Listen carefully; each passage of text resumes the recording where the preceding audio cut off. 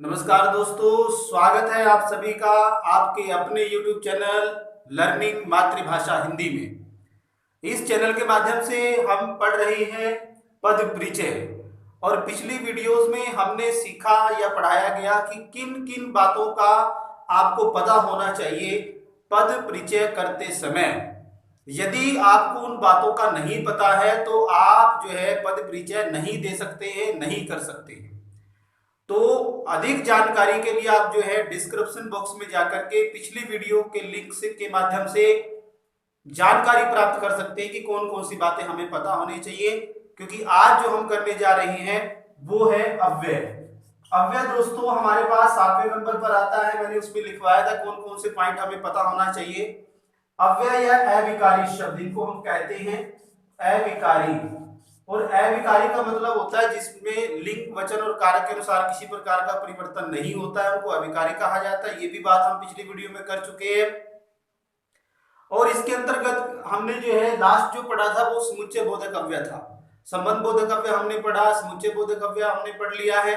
आज जो हम करने जा रहे हैं इसके माध्यम से वो है विस्मयादि बोधक अव्यय। विस्मयादि बोधक अव्यय, विस्मयादि बोधक अव्यय। अब अव्ययों के बारे में आपको पूरा पता होना चाहिए क्योंकि ये मुश्किलात जो है बच्चों को इसमें आती जरूर है। तो विस्मयादि बोधक अव्यय क्या होता है? जो अव्यय हर्ष, शोक, विस्मय, खेद, घृणा आदि के जो हमारे भाव होते हैं उनको जो प्रदर्शित करने का काम करता है, उनका जो बोधक होता है, उनका जो संवाहक होता है, उसको विस्मयादि बोधक अव्यय कहा जाता है। जैसे हम कह सकते हैं ओहो, हाय, शाबाश, धिक, त्राही त्राही, आह, अरे, उफ, बाप रे बाप, धन्य, आहा, छी, हट, ये सारे क्या है? विस्मयादि बोधक अव्यय हैं। तो जो अव्यय क्या करते हैं? हर्ष, शोक, ठीक है ना, हर्ष, शोक, या हम कह सकते हैं विस्मय, एक ही बात है, विस्मय है, घृणा है, आश्चर्य है, आदि का जो भाव बोध कराते हैं उनको क्या कहा जाता है? विस्मयादि बोधक अव्यय कहा जाता है। ठीक है दोस्तों, तो यदि ये हमारे पास आ जाए जो मैंने बताया, ओह हो आ गया, ओह यह आ गया, तो आपने याद रखना ओह आज कितनी गर्मी है, और इसको रेखांकित कर दिया है तो आप लिखेंगे अव्यय विस्मयादि बोधक अव्यय। इस प्रकार से आप इसका पद परिचय देंगे। इसी प्रकार से हाय आ गया, ठीक है, इसी प्रकार से शाबाश आ गया, इसी प्रकार से धिक आ गया, धिक में धिक्कार, ठीक है ना, इसी प्रकार से हट आ गया, इसी प्रकार से छी आ गया, छी, ठीक है, इसी प्रकार से हमारे पास बाप रे बाप आ गया। तो ये क्या हो जाएगा? ये सारे की किसके अंतर्गत आएंगे? विस्मयादि बोधक अव्यय के अंतर्गत आएंगे। तो विस्मयादि बोधक अव्यय कौन से होते हैं दोस्तों? जो अव्यय हर्ष, शोक, विस्मय, हर्ष, खेद, घृणा आदि के भावों को बताने का काम करते हैं, उनका बोध कराते हो, उनको हम क्या कहते हैं? विस्मयादि बोधक अव्यय कहा जाता है। ठीक है, नेक्स्ट जो हमारे पास आता है वो है निपात। ये था विस्मयादि बोधक अव्यय। तो इसमें आपको लिखवाया गया ओ, हाय, शाबाश, धिक, हट, छी, बाप रे बाप, और भी आह है, त्राही त्राही है, बहुत सारे हैं। तो आप इसको जो प्रैक्टिस करेंगे तब आपको सीखने को बहुत ज्यादा मिलेगा। नेक्स्ट हमारे पास आता है निपात। हो सकता है कुछ बच्चों ने इसका नाम पहली बार सुना हो, निपात। निपात होता क्या है? जो अव्यय या अविकारी शब्द या किसी शब्द या पद के बाद लगकर जो अव्यय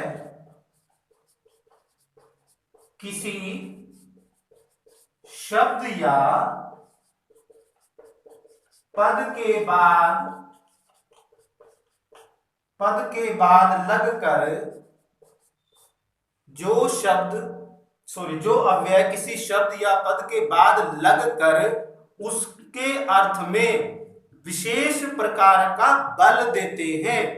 विशेष प्रकार का लगकर उसके अर्थ में क्या करते हैं? विशेष प्रकार का बल देते हैं, बल देते हैं, उन्हें क्या कहा जाता है? निपात कहा जाता है। निपात का क्या काम होता है? ये किसी शब्द के या पद के बाद लग करके क्या करते हैं?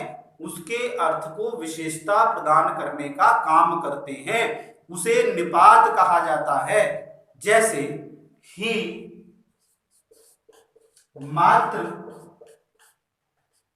ही, मात्र, तक, केवल, ठीक है, ये सारे क्या है? निपात है। केवल है, भर है, तो है, सिर्फ है, ठीक है ना। तो ये सारे क्या हो जाते हैं? ये हमारे पास निपात, इनको निपात कहा जाता है। और ये निपात क्या काम करते हैं? किसी शब्द या पद के बाद लगकर क्या करते हैं? उसके अर्थ को विशेषता प्रदान करते हैं या विशेष प्रकार का जो है उस पर बल देने का काम करते हैं, उसे हम क्या कहते हैं? निपात कहा जाता है।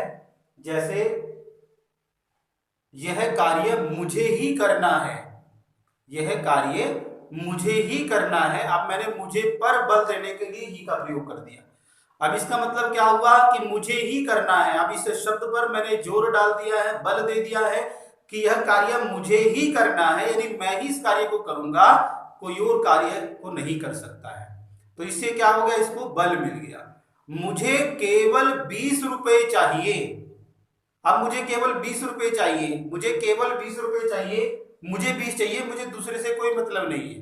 दूसरे को 30 चाहिए हो, 50 चाहिए हो, 100 चाहिए हो, लेकिन मुझे क्या चाहिए? 20 रुपए चाहिए। तो ये मैंने मुझे पर बल देने के लिए जो है उसका प्रयोग कर दिया है। इसी प्रकार से दो है, सिर्फ है। सिर्फ तुम ही अंदर आ सकते हो, हम कहते हैं ना, सिर्फ तुम ही सिर्फ अंदर आ सकते हो। तो इस प्रकार से हम जो है किसी उस पर बल देने के लिए ही जो है उसका प्रयोग करते हैं, ये निपात है। अब ये था हमारे पास टॉपिक पद परिचय से संबंधित, जिन बातों का आपको पता होना चाहिए, आपके अवधान में होनी चाहिए ये सारी चीजें। अब आता है कि अब आपके पास, आपको पता चल गया, आपको आ गए ये करने, अब आप करेंगे कैसे, पद परिचय कैसे देंगे, उस पर हम चर्चा करते हैं। किन किन बातों का आपको ध्यान रखना होगा। अब पद परिचय के बारे में आपको पता चल गया कि हमें क्या करना चाहिए, कि किन किन बातों का हमें पता होना चाहिए। संज्ञा हो गया, सर्वनाम हो गया, विशेषण हो गया, क्रिया हो गया, क्रिया विशेषण हो गया, अविकारी या अव्यय शब्द हो गए, लिंग हो गया, वचन हो गया। ये 7 पॉइंट हमारे पास है जिनके बारे में हमें पता होना चाहिए। अब यदि आपके पास संज्ञा आती है, मान लिया आपको संज्ञा का पता है, ठीक है, आपने देखा कि एक सेंटेंस है, उसमें जो रेखांकित कर रखा है वो संज्ञा है, ठीक है। तो आपके पास सबसे पहले मैं संज्ञा के बारे में बता रहा हूं। तो संज्ञा में आप क्या क्या चीजें बताएंगे उसका आपको पता होना चाहिए। आपको पता चल गया किसमें संज्ञा है, तो आप पहला पॉइंट देंगे संज्ञा का भेद का। संज्ञा का भेद, यानी संज्ञा तो आपको पता चल गई, लेकिन यदि पूछा जाए कि ये इसका भेद भी फिर आपको बताना है, उसके बाद आप बताएंगे उसका दूसरे नंबर पर लिंग बताएंगे, तीसरे नंबर पर आप उसका वचन बताएंगे, और चौथे नंबर पर आप उसका कारक बताएंगे, ठीक है। कारक आप सबको पता होगा, कर्ता से लेकर के क्या होता है, संबोधन तक, कर्ता से संबोधन तक ये जो है हमारे पास कारक होते हैं, 8 कारक होते हैं। इनकी प्रसर्ग आपको पता है, विभक्ति चिन्ह, कर्ता ने कर्म को कर्ण से संप्रदान के लिए अपदान से संबंध काके की अधिकरण में पर संबोधन हे अरे, तो ये हमारे पास जो है कारक है। अब संज्ञा आपके पास आ गया है, तो आपने क्या बताना है, संज्ञा आपको पता चल गया। मान लिया फॉर एग्जाम्पल, उदाहरण यदि हम देखें, इसने कहा मोहन बाजार जा रहा है, मोहन बाजार जा रहा है और मोहन को रेखांकित कर दिया है। तो आपको पता है मोहन संज्ञा है, तो आप क्या लिखेंगे, मोहन इज इक्वल टू संज्ञा, ठीक है। अब संज्ञा आपको पता चल गया। संज्ञा का दूसरा पहले नंबर पे क्या बताएंगे, संज्ञा का भेद। मोहन क्या है, व्यक्तिवाचक संज्ञा, संज्ञा का भेद कौन सा है, व्यक्तिवाचक है।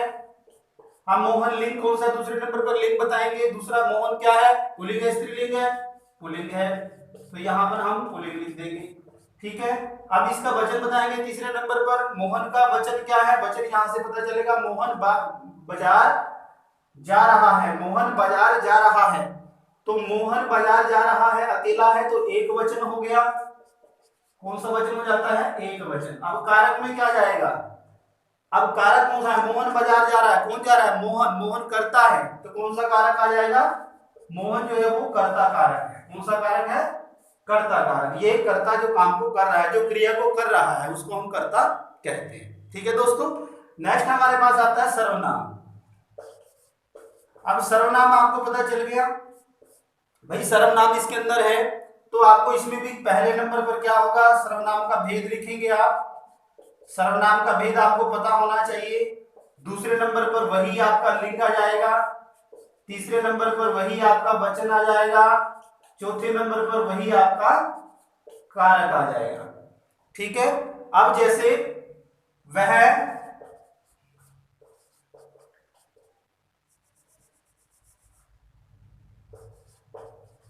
अच्छा बच्चा है, वह अच्छा बच्चा है, इसमें वह को रेखांकित कर दिया। अब आपको पता है वह क्या है? सर्वनाम है। सर्वनाम है तो आप लिखेंगे वह इज इक्वल टू क्या है? सर्वनाम। अब सर्वनाम का कौन सा भेद है? पुरुषवाचक सर्वनाम। कौन सा भेद है? पुरुषवाचक सर्वनाम। ठीक है। अब पुरुषवाचक सर्वनाम का भी भेद आपके पता होगा, मैंने कराया था आपको। पुरुषवाचक सर्वनाम के कितने भेद है? 3। कौन कौन से हैं? उत्तम पुरुषवाचक सर्वनाम, मध्यम पुरुषवाचक सर्वनाम और अन्य पुरुषवाचक सर्वनाम। अब यहाँ पर वह बच्चा, हम दो व्यक्ति मिलकर के बात कर रहे हैं। वह बच्चा क्या है? वह अच्छा बच्चा है। मैं बता रहा हूं आपको, मैं बोलने वाला हूं, आप सुनने वाले हो। मैं प्रथम पुरुष, आप मध्यम पुरुष, व तृतीय पुरुष हो गया। ठीक है। तो वह अन्य पुरुष, कौन सा आ जाएगा इसका भेद? अन्य पुरुष वाचक सर्वनाम। अन्य पुरुषवाचक सर्वनाम। ठीक है। अब इसका लिंग कौन सा है? वह बच्चा है, तो वह सीधी सी बात है क्या हो गया? पुल्लिंग हो गया। ठीक है। एक वचन है, एक वचन है, और क्या है? कारक है। कौन सा? ठीक है जी।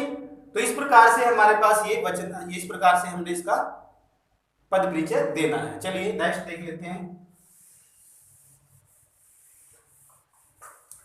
ये आपको पता होना चाहिए, तभी पता चलेगा कि आपकी तैयारी कितनी है। ठीक है। नेक्स्ट आता है हमारे पास विशेषण।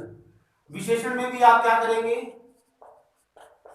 विशेषण का भी आपको पता चल जाता है। सबसे पहले इसका भेद आएगा, सबसे पहले नंबर पर। दूसरे में आप लिंग लिखेंगे, तीसरे में आप वचन लिखेंगे, और चौथे में कारक। नहीं, कारक नहीं लिखने हैं। कुछ बच्चे साथ में बोल रहे हैं कारक, यहां पे आ जाएगा विशेष्य, बदल गया। ठीक है। यहां पर विशेष्य हो जाएगा। अब आपको भेद का पता है, लिंग का पता है, वचन का भी पता है। हो सकता है कुछ बच्चों को विशेष्य के बारे में ना पता। विशेष्य कहते किसे? जिसकी विशेषता बताई जाती है। ठीक है। जिसकी विशेषता बताई जाती है, जैसे काला घोड़ा या काली मिर्च लिख देते हैं, काली मिर्च। अब यहाँ पर मिर्च क्या है? वो संज्ञा है। ठीक है। ये क्या हो गया? विशेषण हो गया। तो किसकी विशेषता बता रहे हैं हम? मिर्च की। तो जो संज्ञा है वही हमारी क्या है? विशेष्य है। जो संज्ञा है हमारी वही क्या है? विशेष्य है। काली मिर्च संज्ञा थी, मिर्च की विशेषता बताई जा रही है। जिसकी विशेषता बताई जाए वह विशेष्य कहलाता है। ठीक है दोस्तों, वह विशेष्य कहलाता है। तो अब आपको भेद पता चल गया। यहां पर भेद, इसके भेद आ जाएंगे, इसमें लिंग आ जाएगा हमारा, वचन और विशेष्य हो जाएगा। ठीक है। और नेक्स्ट हमारे पास क्रिया। वीडियो ज्यादा लंबी हो जाएगी दोस्तों, और आज ये टॉपिक खत्म करना है हमने। क्रिया, क्रिया में भी वही चीजें रहेंगी। अब क्रिया में क्या रहेगा? सबसे पहले नंबर पर भेद आ जाएगा, दूसरे नंबर पर यही रहेगा लिंग, तीसरे नंबर पर वचन ही रहेगा, लेकिन चौथे नंबर में यहां बदल जाएगा। यहां पर आपने काल बताना है, क्रिया का काल कौन सा है। ठीक है। क्रिया का काल जरूर बताना है, वर्तमान काल है, भूतकाल है या भविष्य काल है। काल हम यहाँ पर बताएंगे। ठीक है। क्रिया विशेषण में नेक्स्ट पॉइंट आता है हमारे पास क्रिया विशेषण। क्रिया विशेषण में हम किन किन चीजों का ध्यान रखेंगे? सबसे पहले वही भेद आ जाएगा हमारे पास पहले नंबर पर, दूसरे नंबर पर क्या जाएगा? इसका भेद आ जाएगा, और विशेष्य क्रिया आ जाएगा। क्रिया विशेषण में विशेष्य क्रिया, दो ही चीजें बतानी है आपने। ठीक है। विशेष्य क्रिया यानी जिसकी विशेषता हम बता रहे हैं ना, वो विशेष्य क्रिया के बारे में बताना है। जिस क्रिया की विशेषता बताई जाए उसे विशेष्य क्रिया कहा जाता है। जैसे वहां पर क्या था? संज्ञा की विशेषता बताई जाए तो विशेष्य था। यहाँ क्रिया की विशेषता बता रहे हैं तो ये क्या हो जाएगा? विशेष्य क्रिया कहलाएगा। ठीक है। जिस क्रिया की विशेषता बताने का काम किया जाता है। भेद आपको पता है, कालवाचक है, स्थानवाचक क्रिया विशेषण है, रीतिवाचक क्रिया विशेषण है, परिमाणवाचक क्रिया विशेषण है। ठीक है दोस्तों। और इसी प्रकार से संबंध बोधक अव्यय में हमारे पास क्या है, संज्ञा सर्वनामों के साथ लगकर वाक्य के अन्य पदों के साथ उनके संबंध का बोध कराने वाले शब्दों को हम संबंध बोधक अव्यय कहते हैं। जैसे के बिना है, के साथ है, आगे है, के पीछे है आदि यदि आ जाए तो संबंध बोधक अव्यय होगा। तो इसका प्रैक्टिस कीजिए आप, जितनी ज्यादा प्रैक्टिस करेंगे उतना आपको आएगा। और यदि किसी इनके संदर्भ में किसी प्रकार का भी प्रश्न आपके मन में है तो आप कमेंट बॉक्स में जरूर लिखें, क्योंकि आपके कमेंट बॉक्स में लिखे हुए प्रश्नों का मुझे बेसब्री से इंतजार रहता है। तो आज की कक्षा में इतना ही, बहुत बहुत धन्यवाद।